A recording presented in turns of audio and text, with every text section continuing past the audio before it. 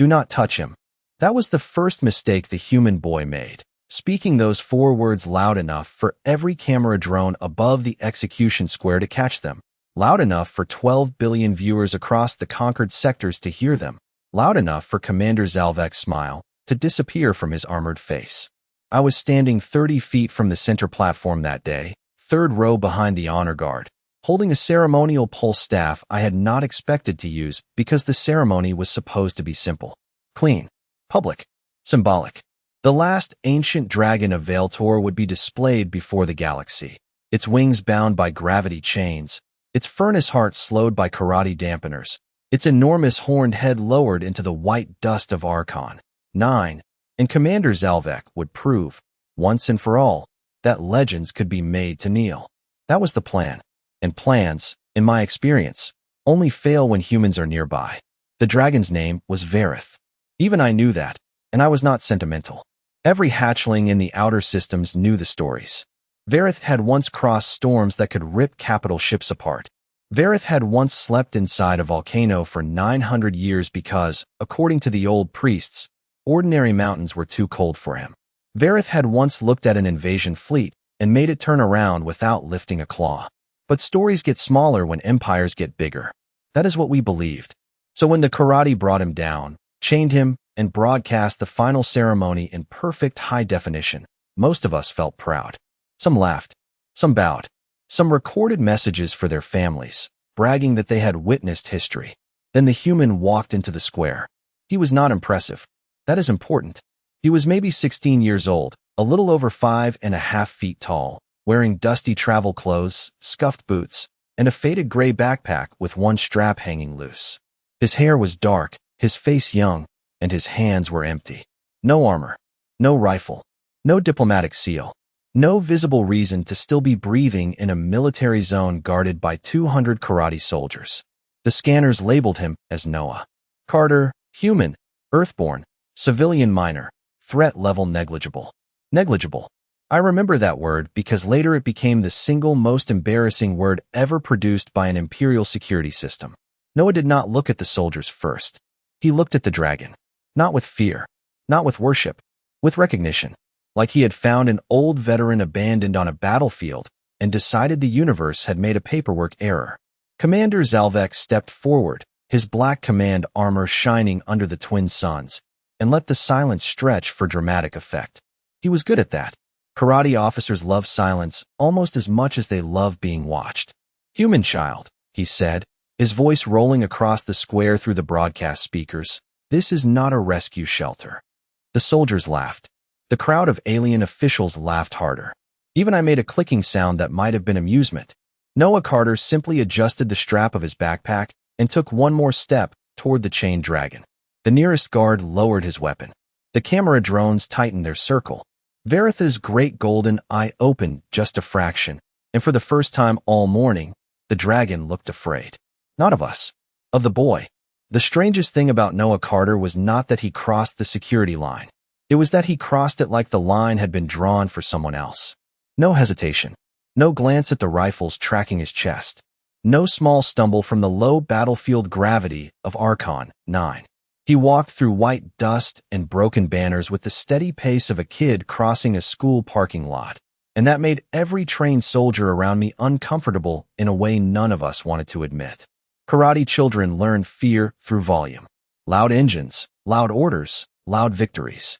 Humans, apparently, learn something different. Noah stopped 10 feet from Vareth's lowered head and slowly set his backpack on the ground.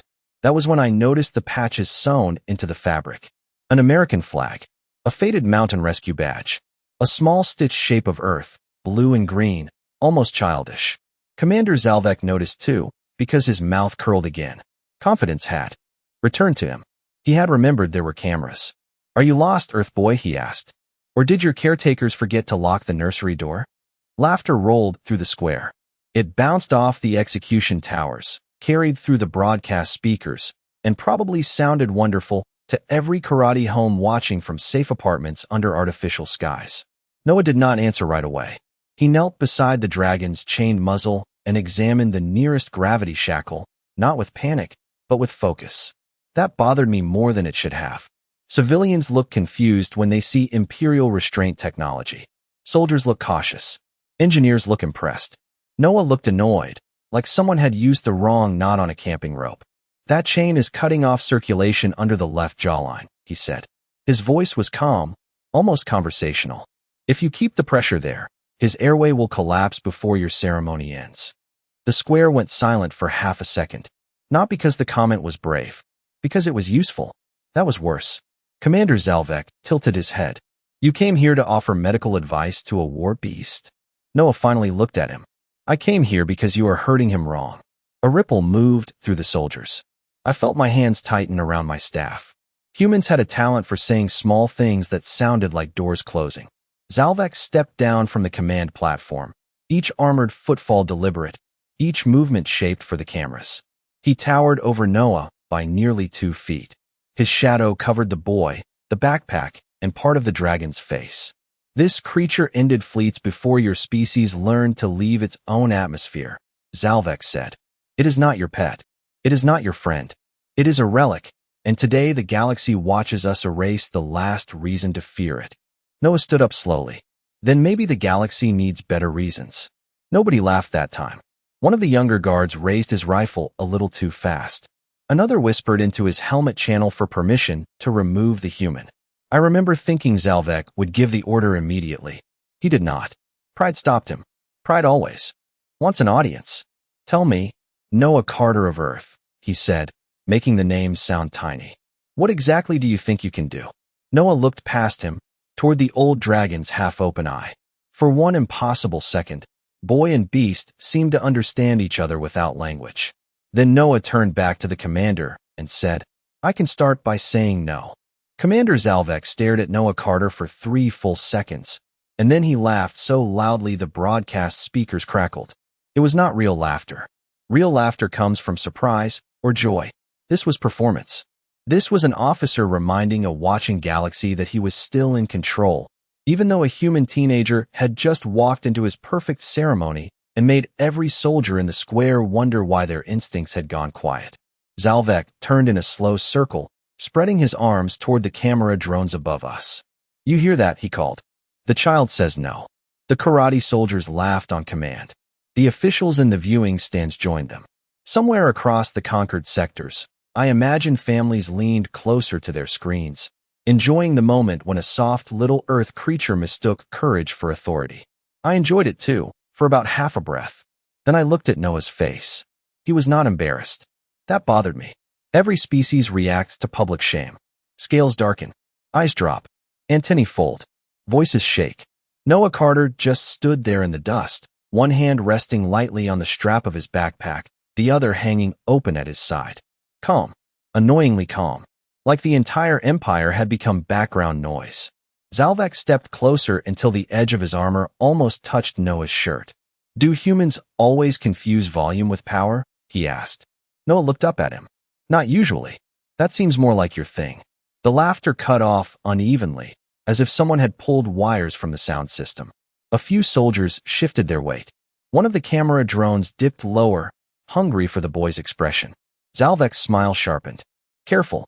You are speaking to the commander of the 5th Conquest Fleet." Noah glanced at the chained dragon, then back at him. "And you are standing very close to someone who asked nicely once." I remember the heat under my collar plates. Not fear. Absolutely not fear. Karate officers do not fear unarmed miners from backwater planets. We simply notice unusual risk factors. That is what I told myself as Zalvek raised one clawed hand and pointed toward Noah's chest. "This is the weakness of humanity," he said for the cameras. "Sentiment. Attachment. You see an old monster and invent nobility. You see defeat and call it rescue. You bring a backpack to an execution ground and believe your feelings are a weapon." He lowered his voice. "They are not." Noah's eyes moved to the gravity chains crossing Veritha's neck and wings. "You keep saying weapon like it is the only thing that matters." Zalvek leaned down, close enough that his shadow swallowed the boy again. "In the end, it is." Noah nodded once, as if filing that away. "That explains why you needed 200 soldiers for one dying dragon." No one breathed. Even the dragon's furnace heart seemed to pause beneath the chains. Zalvek's pride cracked then, not loudly, but I saw it. A tiny flicker in the commander's jaw. He turned away from the cameras and made a small gesture with 2 fingers. The nearest guard moved forward, tall, armored, eager to be useful. His orders were obvious. Remove the human, gently enough for the broadcast, firmly enough for the Empire. Noah did not step back. He only looked at the approaching guard and said, very softly, "You should ask him whether I am the dangerous one." The guard stopped for a fraction of a second. Not because of Noah. Because behind him, Vareth had opened both eyes. The guard's name was later listed as Sergeant Roven, decorated veteran, boarding specialist, survivor of 3 corridor campaigns, and according to the Imperial record, exceptionally difficult to embarrass. That record was updated before sunset. He moved toward Noah Carter with the careful confidence of someone trying not to look cautious in front of 12 billion viewers. His armor made him 7 feet tall. His left hand was wide enough to cover most of the human boy's shoulder. His helmet display probably showed the same useless warning mine did. Human male, civilian minor, no visible weapons, low threat. Roven reached for Noah's collar. Noah looked at his hand. That was all. Just looked. I swear the entire square felt the temperature drop.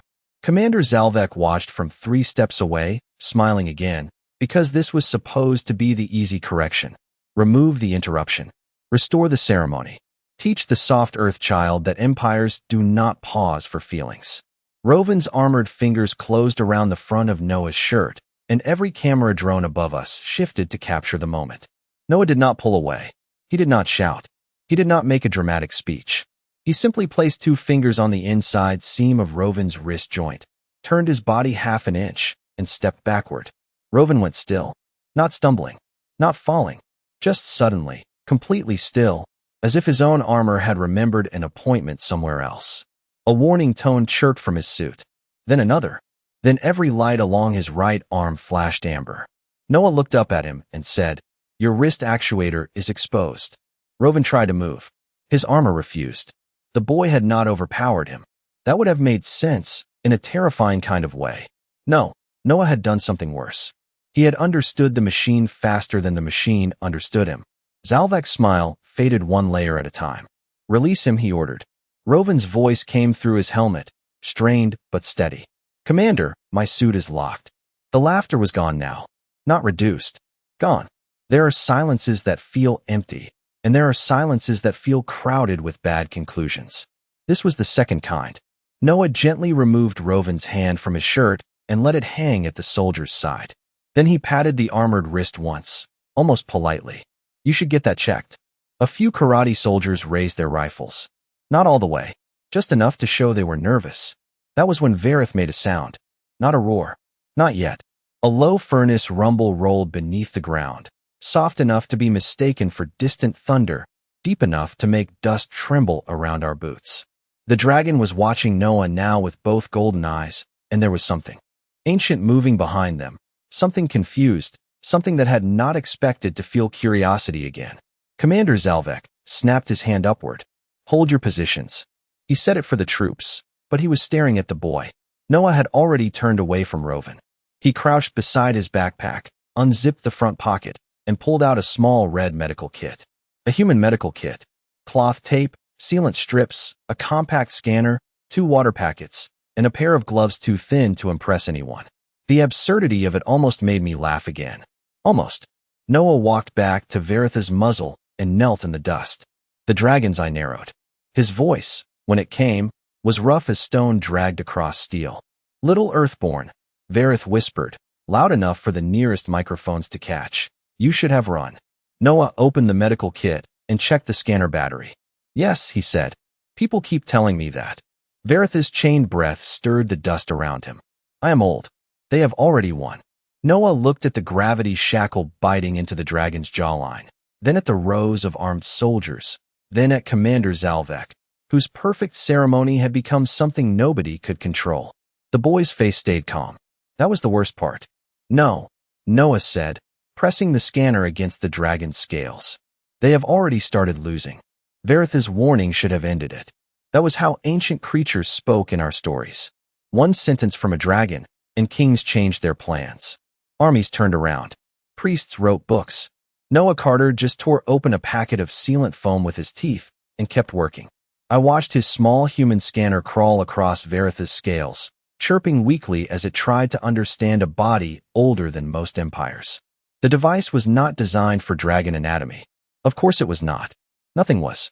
The screen flashed errors in bright red letters, but Noah tapped through them like an annoyed teenager fixing a bad phone app. Your left lung is compressed, he said. Your heart rate is too slow. You have a toxin in your bloodstream, probably delivered through the chain anchors. Veritha's eye narrowed. You speak as if I am a patient. You are. I am Verith of the Burning Crown. That is a long name for someone avoiding medical care. The dragon stared at him. I had seen officers freeze under that gaze. I had seen hardened soldiers suddenly remember urgent business on different planets. Noah simply pressed a water packet against a cracked line between two scales and squeezed gently. The dust hissed as moisture touched heat. Commander Zalvek's patience finally broke through his theatrical calm. Enough. His voice snapped across the square. This display of human sentiment has gone from amusing to insulting. Noah did not turn, then stopped watching. A sound moved through the viewing stands. Not laughter this time, something closer to disbelief.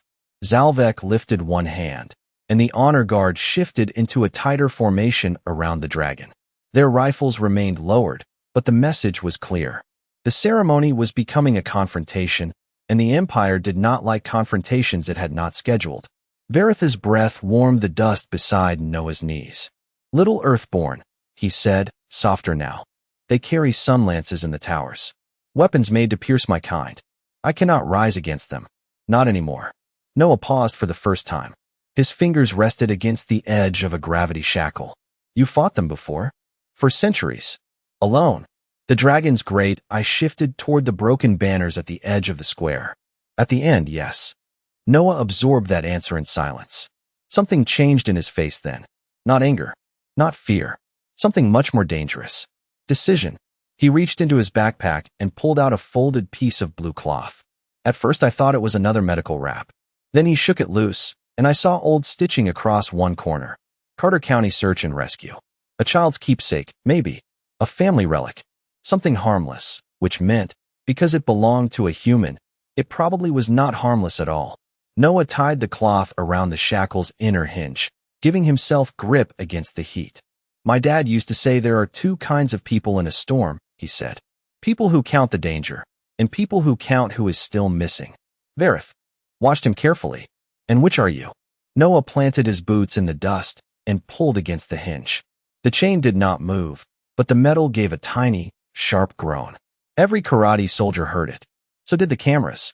So did Commander Zalvek, whose eyes went flat with sudden calculation. Noah looked up at the ancient dragon and said, On Earth, we do not leave old soldiers behind. Commander Zalvek heard the chain groan, and something ancient in his military training finally overruled his ego. His hand dropped. The tower crews obeyed before he finished the order. 6 sunlances rotated inward from the execution pylons, their white cores brightening until every shadow in the square bent away from them. I had seen those weapons tested once on a dead moon. The impact had turned a mountain face into glowing glass. They were not made for crowd control. They were made for legends that refused to stay buried. Noah Carter looked up at the towers, then at the chain in his hands, and somehow seemed more irritated than afraid. That was when I realized the strangest thing about humans. They do not always mistake danger for safety. Sometimes they see danger perfectly clearly, measure it, accept it, and continue anyway, which is much worse. Verith shifted under the gravity chains, trying to lift one wing between Noah and the towers, but the restraints dragged him back down with a sound like thunder trapped under metal. Move, the dragon warned. Little Earthborn, move now. Noah tightened the blue rescue cloth around his hand. You first. I cannot. Then I guess we are both being stubborn. The first sunlance fired. Not a beam, exactly. More like a silent bolt of compressed daylight that crossed the square faster than most species could blink.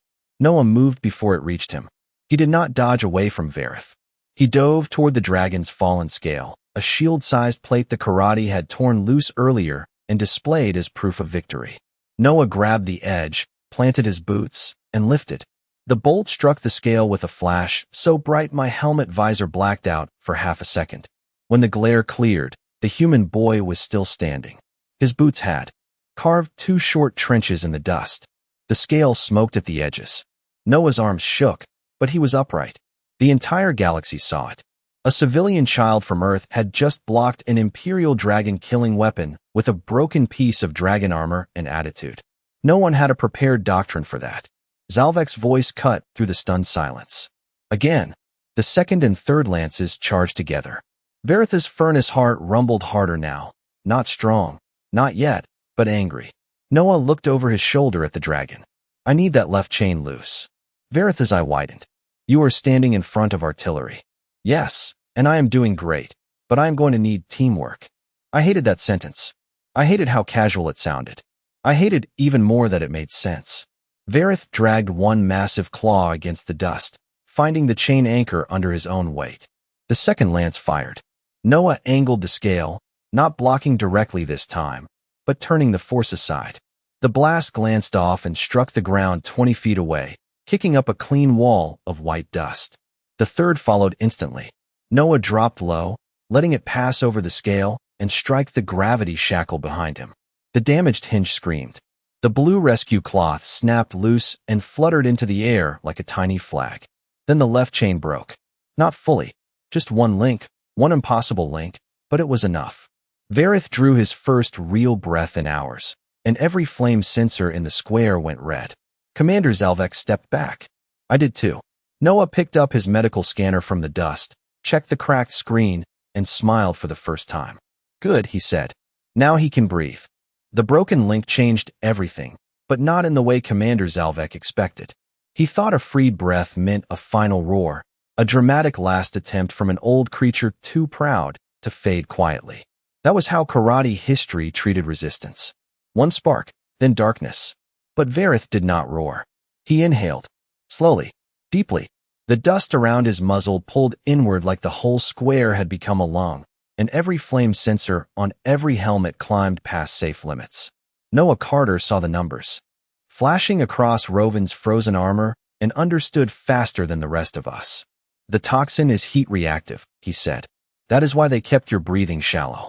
Veritha's golden eye narrowed. They poisoned my fire. No, Noah said, already moving toward the chain anchor near the dragon's chest. They made it afraid to wake up. Commander Zalvek pointed to the tower crews. Increased dampening field. Lock the heart down. The pylons answered with a low electrical hum. Blue rings of force tightened across Veritha's ribs, pressing the ancient dragon back into the white dust. The furnace glow under his scales flickered, then dimmed. For one terrible second, I thought the ceremony had recovered.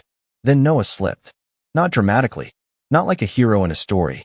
His boot caught on a buried chain ridge, his hand scraped against a cracked scale, and he caught himself before falling. A small line of red appeared across his palm. Human blood. Barely enough to matter. That was what I thought. That was what everyone thought. The drop fell onto the dark wound beneath Veritha's loosened shackle, and the square went silent in a way I had never heard before. Not fear. Recognition. The dragon's body reacted first. Gold light ran under his scales in branching lines, like sunrise moving through glass. The medical scanner in Noah's other hand screamed so loudly he had to toss it aside. Every karate toxin reading collapsed to 0 at once. Every dampening field spiked, failed, restarted, and failed again. Verith lifted his head 1 inch. Then 3. Then a foot. Noah stared at his own palm, then at the dragon, as if even he had not expected that part. Veritha's voice came out deeper now, layered with heat and memory. What are you? Noah wrapped his hand quickly with a strip from the medical kit. 16. From Colorado. Bad at algebra. The dragon's eye widened. I believe, absurdly, that was the moment Verith decided he liked him. Zalvek did not. He gave up on dignity and shouted for the forward guard to advance. 20 soldiers moved into the square with shield lines raised, trying to surround Noah before the dragon could lift his neck fully. Noah did not run. He picked up the fallen length of gravity chain, tested its weight, and looked almost disappointed. This is heavier than a tow cable, he muttered. Then he swung it low across the dust, not to hurt, but to trip the front line's balance sensors. 3 suits locked. 2 shields collided. The formation folded into confusion without a single clean order surviving it. Vareth watched the boy turn Imperial restraint technology into a farm tool, and the ancient dragon made a sound that might have been laughter. The furnace glow beneath his scales surged brighter. The towers flickered. The chains trembled. Noah looked up at him and said, "Whenever you are ready." Vareth finally raised his head above the execution platform, and the sons of Archon, 9, looked smaller beside the fire behind his teeth. Vareth did not unleash fire at first. That surprised everyone, including me. After centuries of stories, after all the murals and fear songs and military briefings, I expected the ancient dragon to fill the square with one impossible blast and end the matter like a myth waking up angry. Instead, he looked down at Noah Carter and waited. That was worse. It meant the dragon was not just recovering. He was listening. Noah stood beneath that massive horned head with one hand wrapped in white medical cloth, and the gravity chain looped across his shoulder like it weighed nothing important. It absolutely weighed something important. I had seen 3 karate engineers move one of those chains with a lift rig. Noah dragged it through the dust with the irritated focus of a teenager taking out trash in bad weather. "Left side is still pinned," he called up. "If you try to stand straight, you will tear the joint." Vareth's furnace glow pulsed under his scales. "You give commands to dragons?" "No," Noah said. "I give advice to patients who are making poor choices." The old dragon blinked once, very slowly. Then he shifted exactly the way Noah told him to. Commander Zalvek saw it too, and for the first time that morning, he stopped performing for the cameras. His voice dropped into the private command channel, but my helmet caught fragments. "Contain the boy. Separate them. Do not let the human coordinate." There it was. Not kill the dragon. Not secure the square. Separate them. Zalvek had finally understood the problem, which meant he was only 5 minutes behind the human child. The elite guard advanced from 3 angles with suppression shields raised, not charging blindly now, but moving with careful discipline. Karate soldiers are not fools. Arrogant, yes. Loud, often. But trained. They formed a closing triangle, shields forward, shock poles low, tower pylons humming behind them. Noah watched their feet. Not their weapons. Their feet. "They are locking the space," he said. "Trying to keep you from turning." Vareth's claws dug into the dust. "Then I turn anyway. You turn small. I am the length of a landing craft. Then pretend you are not." The dragon made that almost laughing rumble again, and then the impossible happened. Vareth folded one wing inward, rolled his shoulder under the loosened chain, and shifted his body only 6 feet to the right. 6 feet. A tiny movement for him. A disaster for the guard formation. Their perfect triangle became a crooked line. Their shield edges overlapped wrong. Noah moved through the gap before anyone could correct it. He did not strike like a warrior from Imperial training reels. He moved like someone who had grown up climbing fences, ducking under fallen trees, and running across creek rocks without asking permission from gravity. He hooked the chain around a shield base and pulled just enough to confuse the suit's balance system. One guard dropped to a knee. Another turned to compensate and blocked his own squad's path. A third tried to grab Noah, but Vareth's tail slid between them like a moving wall, gentle as a closing door, final as a court ruling. The crowd in the stands began backing away from the front rails. Slowly at first, then all at once. I heard panic in 6 languages and denial in twice as many. Zalvek stepped onto the platform himself, drawing his command blade with the kind of ceremony that used to make soldiers cheer. Nobody cheered now. Noah looked up at him, dusty, breathing hard, still holding the chain. Vareth lowered his head beside the boy until their shadows became one shape across the square. Zalvek pointed the blade at Noah. "You are only a child." Noah wiped dust from his cheek with the back of his wrapped hand. "Then stop losing to me." Zalvek should have ended the fight in one clean motion. That was what our training said. Adult commander, powered armor, command blade, combat record longer than the boy had been alive. Noah Carter was dusty, tired, and still holding a chain that should have been too heavy for him. The math favored Zalvek so completely that my helmet display marked the engagement as already resolved. That display was, by then, developing a reputation for comedy. Zalvek lunged first, not at Vareth, but at Noah, because he had finally learned where the real threat stood. The command blade flashed under the twin suns, a clean arc meant to force the human back and break the strange rhythm between boy and dragon. Noah did not retreat. He stepped closer. That was the part none of us understood. Every sane species moves away from a larger weapon. Humans apparently treat danger like a door that opens inward. Noah dropped the gravity chain from his shoulder, let one end fall across the platform edge, and kicked it with the side of his boot. The chain slid 3 feet, caught under Zalvek's forward greave, and pulled his balance half an inch wrong. Half an inch. In a duel between legends, half an inch is a story.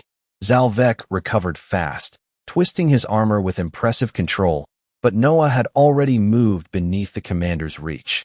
He slapped his cracked medical scanner against Zalvek's chest plate. The scanner chirped once, overloaded, and sent a harmless diagnostic pulse through the armor's exposed command port. Harmless to flesh. Disrespectful to expensive electronics. Zalvek's armor locked from the neck down. The command blade froze in midair. Noah stepped aside, as if avoiding a closing elevator door. "You really should cover your maintenance ports," he said. Across the square, Vareth rose. Not all at once. Not with the easy grace of a young beast from old paintings. He rose like a mountain, remembering that it had never asked permission to stand. One chain slid from his shoulder. Another snapped free from the dust. The tower. Pylons screamed warnings, then shut down one by one as the dragon's furnace heart burned through every dampening field around him. The crowd did not cheer. Crowds cheer when they think they understand what is happening. We understood nothing. Vareth lowered his head until one golden eye faced Zalvek, then turned past him to Noah. "Little Earthborn," the dragon said, and his voice rolled over the square like warm thunder. "You have my thanks." Noah picked up his backpack, winced at his scraped palm, and shrugged like this was an awkward school award ceremony. "You were not finished." That sentence did more damage to the Empire than any weapon fired that day. The broadcast carried it everywhere.